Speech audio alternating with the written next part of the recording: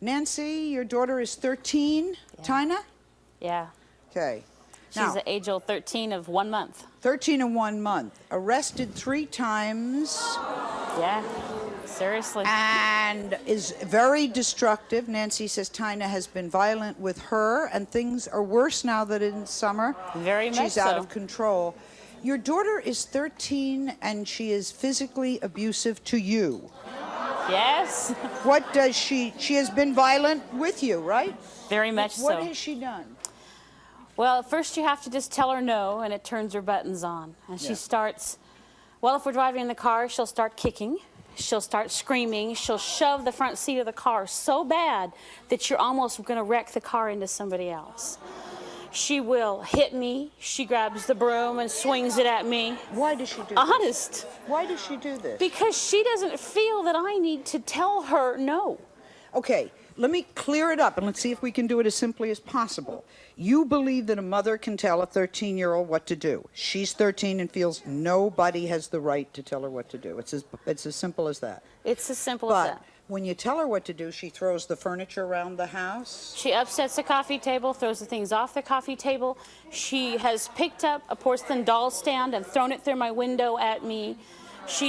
We have a kitchen that's got an oval that you can run around, and we'll chase each other around this oval while she's got something ready to throw it across the bar at me. Okay, now, she refuses to help around the house, will not do her homework, skipped school, is failed the 7th grade, so she's going to have to do the 7th grade again. That's correct. But the main thing is she's taking money out of all of our pockets because she is shoplifting, and she's shoplifting big time. Yes. She not only shoplifts, but she's stolen money from you. And my roommate. And her roommate. My roommate. Right now, she's my biggest problem. Instead of helping when there's no work, no money, no anything, instead of her helping, she has bad record at school, is disrespecting the teacher. She says I'm not a problem. Her own sister, my oldest daughter is 26. She says, Mom, I don't want the child in my house no more. My son-in-law says she is not allowed here because she disrespects my wife.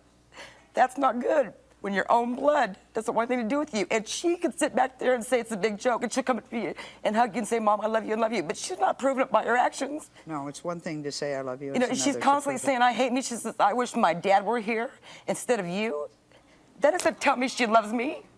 I have been all she's ever had. All right, let's bring Rebecca out. Come on, Rebecca.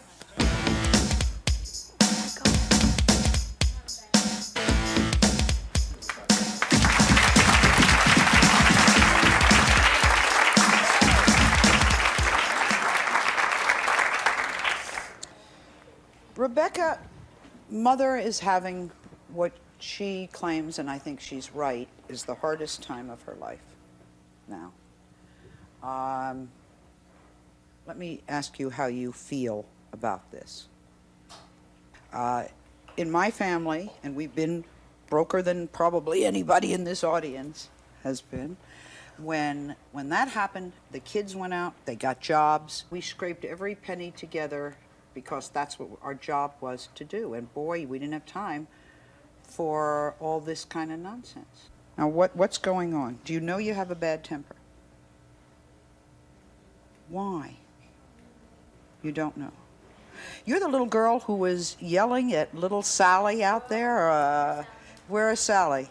All of you were, Sally, how come they were all so mouthy a few minutes? Big, bad, and tough this morning. I just want to know what happened. What happened? You guys were also... She's, when we do start screaming... Wait, she's 12 years old. Does she drive a car? No, I got out to physically put her back in the car. We were fighting, as usual. And I got out fighting a lot? Well, whenever something happens to her, it's my fault. Right. That's what she tells me, whether it's my fault or not. I got out to put her back in the car, and as I walked around the front, she put it in gear, going downhill, and it almost got me. We went as long as 10 minutes fist fighting because neither one of us will give up. She's stubborn as hell. School, the teacher went to discipline her, and she called him a jackass. She's mean. She's physically hurt kids at school. She likes to get into fights? Yeah, she has a 9 o'clock curfew, which I think is good for any 12-year-old. Right. And she comes in. Does not do her homework. Oh, no. She Smoking refuses cigarettes to. at 10. She steals from 10 mom and dad's on, cigarettes. stealing right. Is never home. She's the best liar in the world. She Is looks she? at you and tells the biggest lies. You know they're lies, but she won't fess up to them. Can she lie to fool me? Watch. Okay. Come on out, Tabitha. 12 years old.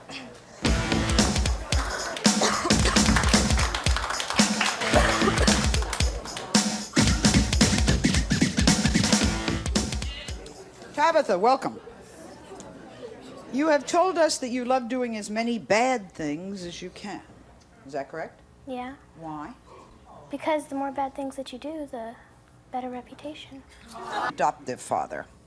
And he has an 11-year-old daughter, Melissa. And he is so upset that he is here. She has stabbed her brother in the back with a pencil. More than that, she has threatened to kill the family with a knife. This is a disturbed child, right? Yes. And it's, Okay. she threatened to kill in her sleep. In your sleep. In her sleep, yes. Now, Melissa hits mom, throws things, and Yes. says she wishes you were dead, Yes. right? And it goes after her 3-year-old brother. 3 years old is a little small. She's never hit him, but does raise her hand. And we stop her like, hold on, he's only 3. What's going on? Now, Like, you know, you've been the dad for 4 years. just over 4 years. The audience sometimes thinks a parent should exert discipline. You're the man of the family. What discipline have you tried to exert? Well, we punish her. We putting her in a room. Doesn't do anything. Time out in a chair. It doesn't do anything. We tried lines, 50 lines. I'm not going to swear again.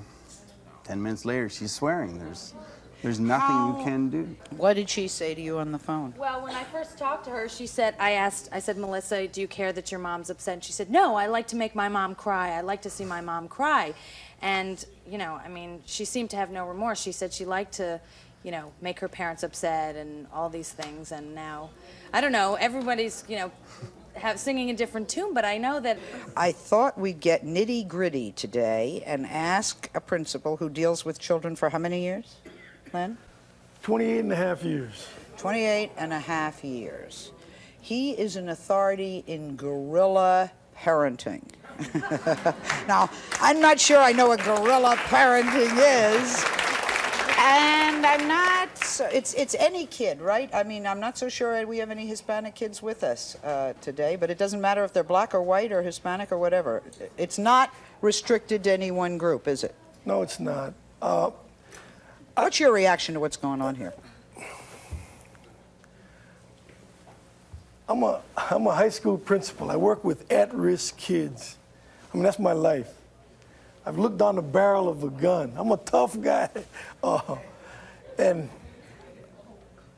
I've had my share of brawls in the streets of Seattle and in Hawaii, and I've been stabbed. But I tell you right now,